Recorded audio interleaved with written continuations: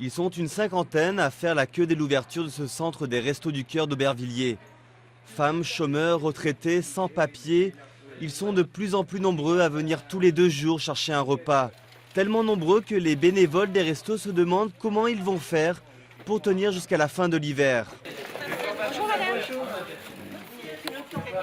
La campagne, on va la finir, mais on sera peut-être obligé de jouer sur les parts que l'on donne et ce que l'on ne désire pas, parce que quand on a faim, et il ne faut pas que les repas diminuent, la quantité de ce que l'on peut donner. Avec la crise, la fréquentation des Restos du Cœur a augmenté de 5 à 8% cette année à l'échelle nationale. Et ici, en Seine-Saint-Denis, elle a grimpé de 16%.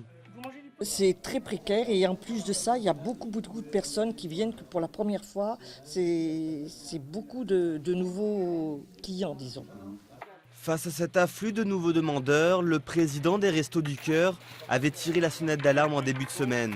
Il va manquer 5 millions d'euros pour finir la campagne 2011-2012, pour venir en aide jusqu'en mars prochain à tous ceux qui ne peuvent plus s'en sortir sans aide alimentaire. Il y a beaucoup de gens qui l'ont augmenté plus que l'année dernière. Ouais. C'est normal, il faut partager. Mais les partager. La vie est chère. Hein.